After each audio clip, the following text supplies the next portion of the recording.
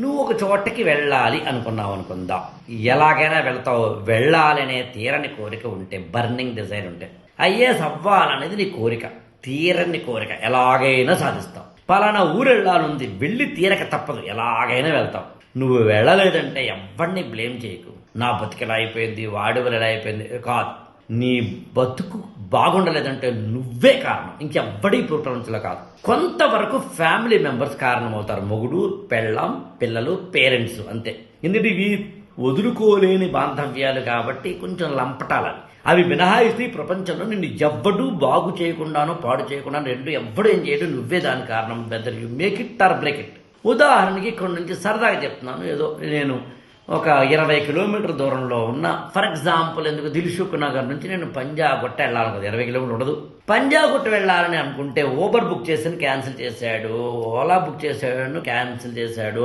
ఇంకోటి ఏంటి, ర్యాపిడో బుక్ చేశాను, క్యాన్సిల్ చేశాడు. ఏం చేస్తాను అన్న, ఇన్ని బుక్ చేశానన్నా రావట్లేదు కాబట్టి మానేస్తానులే అంటే, నువ్వు వెళ్ళాలని లేదని, వెళ్ళకపోయినా పర్వాలేదని, ఆ వెళ్ళడం అనేది ప్రయారిటీ కాదు. అలా కాకుండా ఎలాగైనా వెళ్ళాల్సిన పరిస్థితి ఉంటే ఏం చేస్తాను, హాస్పిటల్కి వెళ్ళాలంటే ఏం చేస్తాను, ఇంపార్టెంట్ ఇంటర్వ్యూకి వెళ్ళాలి ఏం చేస్తాను, జాబ్కి టైంకి వెళ్ళకపోతే, అక్కడ పంచ్ కార్డు కొట్టకపోతే నీకు శాలరీ కట్ అవుతుంది ఏం చేస్తాను, ర్యాపిడో బుక్ కాకపోతేనో, ఓలా బుక్ కాకపోతేనో, మరి ఇంకో బుక్ కాకపోతేనో పరిగెత్తుకు వెళ్తావు, నడిచి వెళ్తావు, మెట్రోలో వెళ్తావు, బస్సులో వెళ్తావు, ఫ్రెండ్ అడిగి వెళ్తావు, ఏదంటాం కదండి, ఏదో ఫ్రెండ్ని లిఫ్ట్ అడిగి వెళ్తావు, ఎదుటి వాడి కారు తీసుకువెళ్తావు. అంటే అర్థం ఏంటి, నీకు వెళ్ళాలనే కోరిక తీర్రని కోరికగా ఉంటే అప్పుడు ఖచ్చితంగా నువ్వు మార్గం గురించి ఆలోచించవు. కాబట్టి నువ్వు రీచ్ కాలేదంటే సిగ్గుపడు.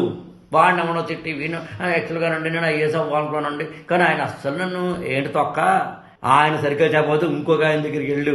అంతేకాని జీవితంలో ఓవర్ యాక్షన్ చేయకు. వాళ్ళ మీద వీళ్ళ మీద ఏదో అంటాం కదా, బ్లేమ్ గేమ్ ఆడి ఎన్నాళ్ళు బతుకుతావు.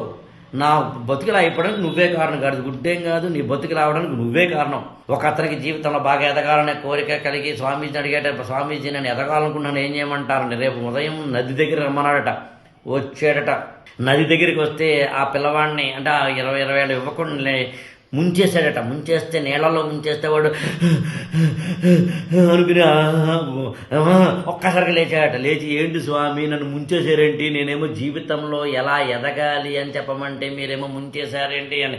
అప్పుడు అన్నాడట, ముంచేస్తే ఏం చేసావు నువ్వు, బతకడానికి ట్రై చేస్తావు, బతకడానికి తపన పడ్డావు, బతకడానికి నువ్వు అనుకున్నావు. నువ్వు అది కావాలి, జీవితంలో ఎదగాలి అంటే సాధించాలనే తపన ఉండాలి, అప్పుడు మాత్రమే నీకు సాధ్యమవుతుంది. సాధించాలనే తపన ఉన్నవాడు ఇక్కడ ఎప్పటికైనా సరే రీచ్ అవుతాడు గోల్.